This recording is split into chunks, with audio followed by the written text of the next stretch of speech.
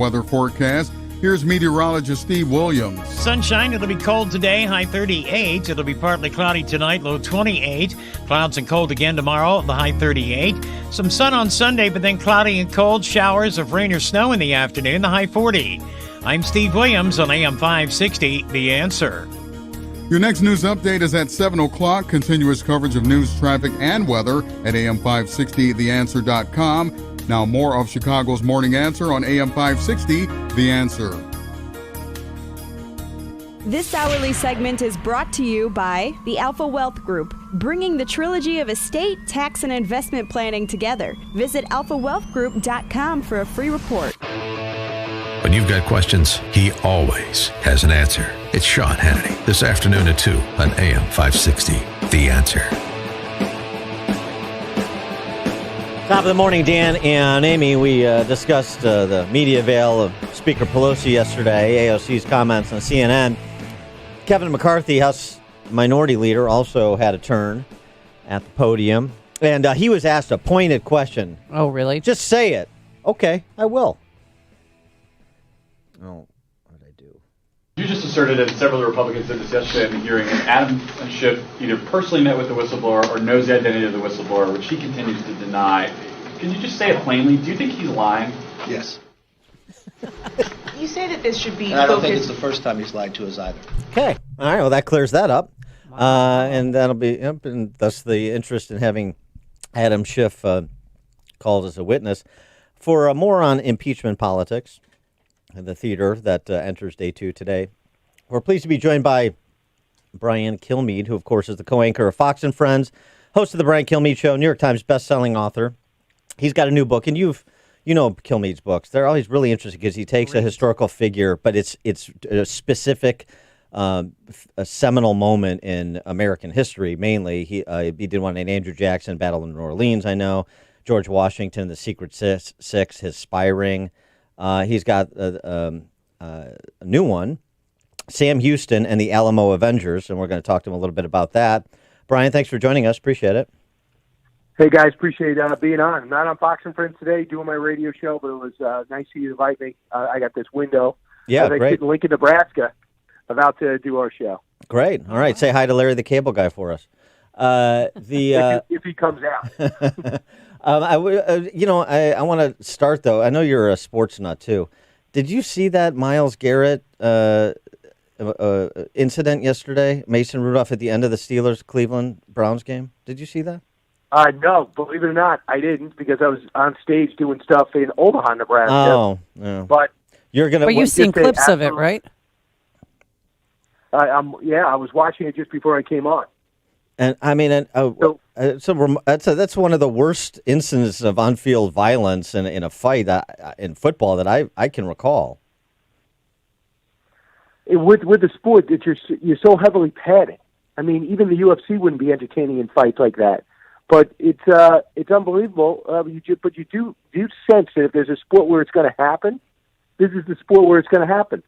I mean, they're taking each other's heads off. There's a big rivalry, and then you just see all-out mayhem, which I am surprised at. The Steelers, one thing about the organization, they have discipline, and it seems like they instigated the whole thing. Well, we'll see. I think there's going to be some people suspended for many moons to come, starting with Myles Garrett. But you heard from Kevin McCarthy there saying, is Adam Schiff lying? Yes, he's lying. Well, it's not the first time he's lied to us. President Trump in Louisiana last night seemed to indicate that he thinks this is actually boomeranging on Democrats. Is that your sense as well? This is what I think. I think, yeah. Are they scoring on the president? Yeah. But are the Republicans effectively scoring on this Democratic push by defining what's going on? And what I think was significant yesterday is about the foreign minister of the Ukraine, back to the president of Ukraine, saying they never felt pressure from this government, U.S., or Trump. They didn't even know aid was being held up until September. It was solved by September 9th, not even the 11th, September 9th. So you have an ambassador coming today who was removed. Not from the State Department, but from her job. And she's going to talk about coming from Eastern Europe and how her family fled oppression and she wanted to get back. I get it.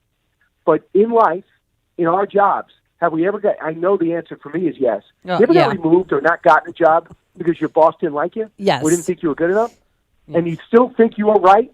Okay, congratulations, Ambassador. You're one of them. You didn't seem on board. The president of the Ukraine, in the famous transcript of the call, said she seemed to like the previous president more than me, and she refused to do any TV interviews. So, like it or not, the word went out that she's a non-Trumper, a never-Trumper. So she's like, okay, we're going to make a move. And they put in Bill Taylor.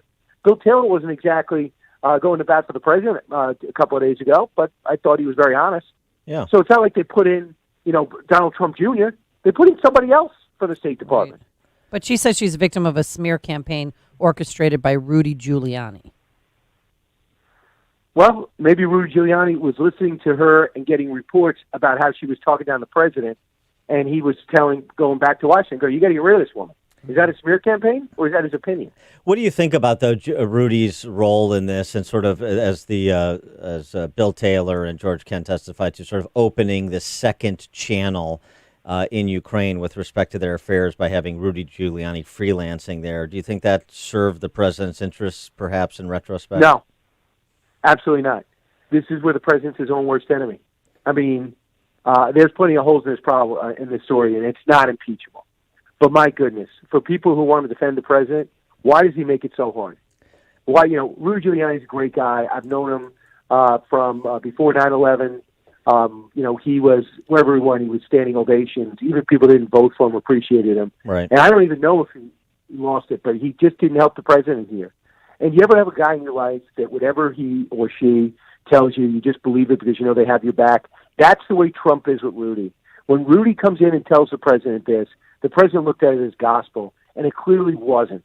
And the people he got the information from don't seem, I don't know, like the most upstanding people than now the two guys that are in jail for campaign finance violations. So now the president's being held hostage by two Ukrainians who were telling Rudy, one of his best friends, information that the president believes. And now we're in the middle of this because of that. So I don't think this is impeachable. But, Mr. President, why do you make it so tough or make it so easy for Democrats to sidetrack the country with this stuff? Because now we don't get spending bills done. We don't get USMCA passed. We don't get prescription drugs. It affects everybody listening right now. They agree, Republicans and Democrats agree on 95% of it. All they have to do is debate that 5%, and they wouldn't even do that at the Senate the other day. So it is beyond frustrating to watch. Yeah. And there's going to be no winners here. Yeah, and to your point, now Giuliani, Bloomberg reporting yesterday, is being investigated for possible campaign finance violations as well as failure to register as a foreign agent as part of this larger investigation into his financial dealings that was spawned by these associates of his that are in hot water over campaign finance violations as well. So just sort of goes to your point. And this is a bit of a recurring problem with President Trump. Some of the people he chooses to surround himself with, and then let's have perhaps too long a leash. Michael Cohen comes to mind, and the saga with Michael Cohen that seemed interminable and now seems like it was 100 years ago because of all of this. It really does. And, I'm registering as a foreign agent. The president asked him as an envoy to go over there. He's got a pretty good defense. And if you're going to be, if Bloomberg's right, he's right. But usually when people are under investigation, we learn about it. Yeah. So I have not seen much of Rudy. I will try to text him today and try to get an answer on that. But his picture's still up at the U.S. Southern District in New York as one of the finest prosecutors up in that building. He's the same guy, a couple of divorces later. So...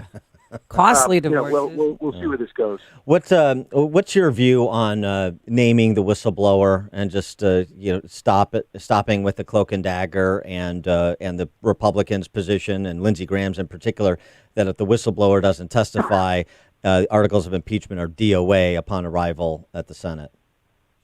Okay, couple of things. I just put myself in that position. I'm doing my job as no matter what big or small it is, and I find out someone behind the scenes has a huge problem with me, goes to my boss and wants to have me, but his or her identity's got to be silent. And most of their complaints are from other people complaining to them. And I say, wait, I'm going to lose my job about somebody who doesn't have a direct problem with me as something heard I said. And then, wait a second. It turns out they have a problem with my family to begin with and have a long history of a problem with my family. I go, listen, they might be right or wrong, but there's something wrong about this process. At the very least, if you're going to fire me, you should find out if the person coming after me has a personal grudge against me and my family prior to that. And my analogy is, according to the New York Times, it's someone in the CIA who has worked for Vice President Joe Biden before and might be working again. And if it comes out that they have a horse in this race and a reason not to like Trump, for example, might be friends with John Brennan. I don't know if you heard, the president hates John Brennan, and Brennan hates former CIA director, hates the president. So if you're going to take me down, I at least want the people to know that you had an agenda against me to begin with. And if you want to keep that identity, do it. But there's ways to testify, not give up people's identity, but find out who they are and what their background is.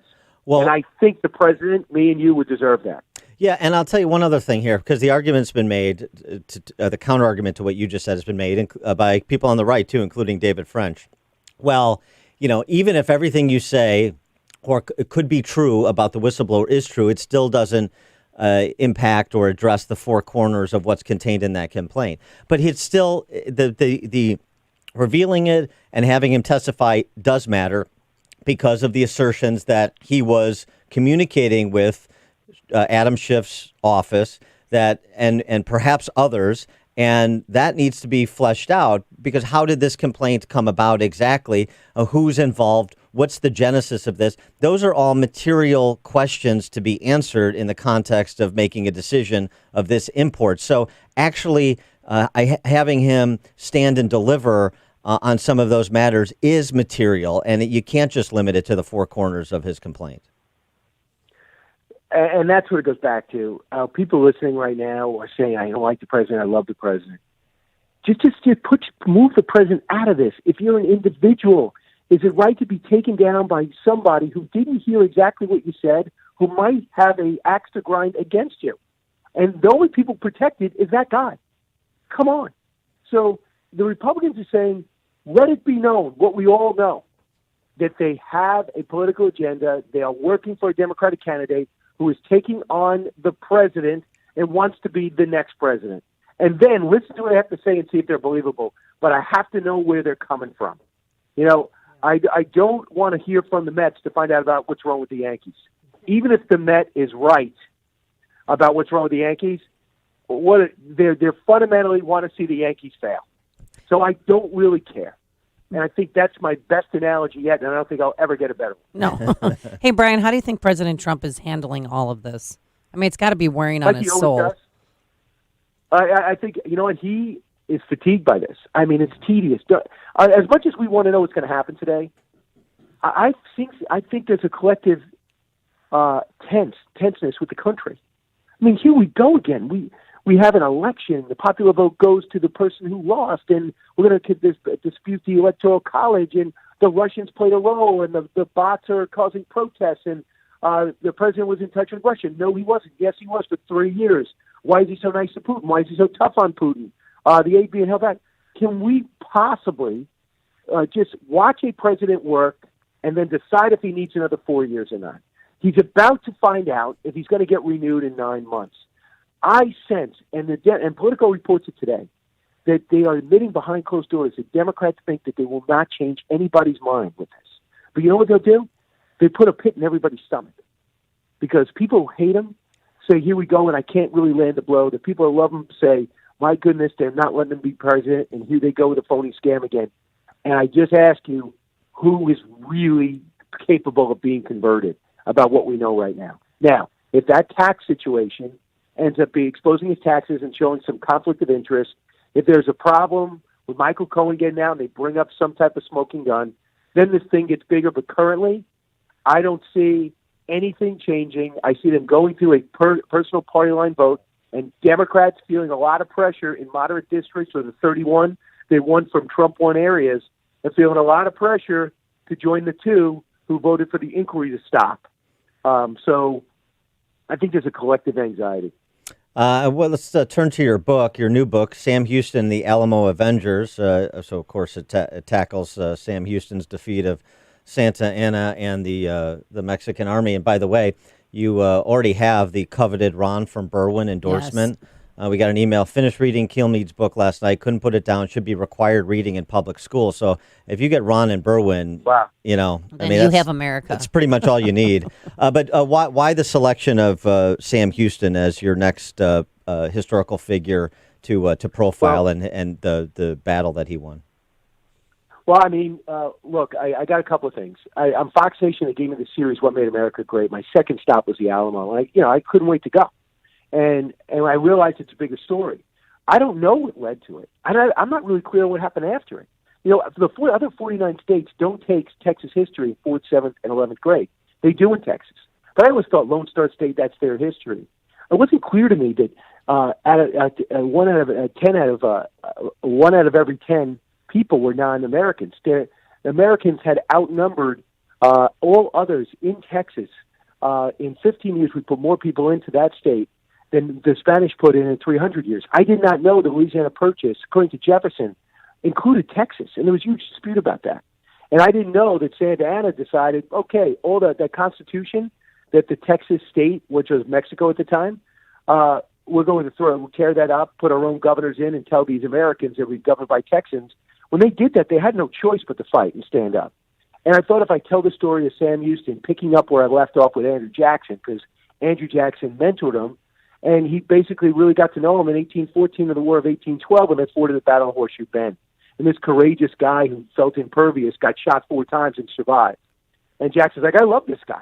I'm going to help him out. I see a lot of myself in him. And he became governor of Tennessee, governor of Texas, president of Texas, 13-year senator, but most of all, a great warfighter and leader who made some very risky decisions in order to pull off one of the most improbable military victories in American history, because I consider it American history. And those aren't my words. General Stanley McChrystal joins me on an hour special Sunday on Fox News at 10 o'clock Eastern, and he maps out this whole fight and how the Alamo was a victory technically for Mexico, but it was really a victory for Americans because the way we fought against about 3,000 guys with 180 and held out for 13 days and killed over 1,000 of their guys with 3 of the most famous people in America at the time, William Barrett Travis, Davy Crockett, and Jim Bowie.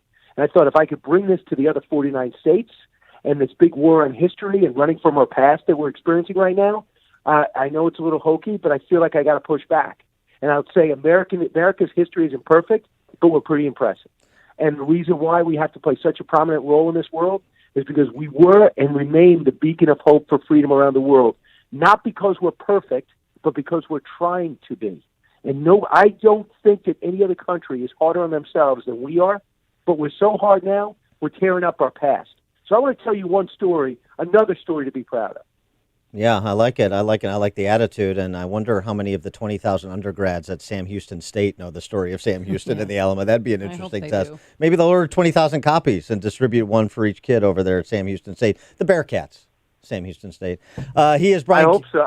I hope so. Texas does seem to bleed red, white, and blue. I'm actually going to be on Fox Station live doing a show on stage on Saturday night at 7 o'clock Eastern. All right. He is Brian Kilmeade, co-anchor of Fox and Friends, host of the Brian Kilmeade Show, New York Times best-selling author, and his new soon-to-be bestseller, Sam Houston and the Alamo Avengers. Brian, thanks so much for joining us. Good luck with the book. Thanks so much, guys. Appreciate the time this morning. Take care. Yep, and he joined us on our turnkey.pro answer line. It's like a hot, steaming cup of information to start your day. It's Chicago's Morning Answer on AM 560, The Answer. The Lou Dobbs Financial Report is brought to you by Signature Bank, helping local businesses succeed.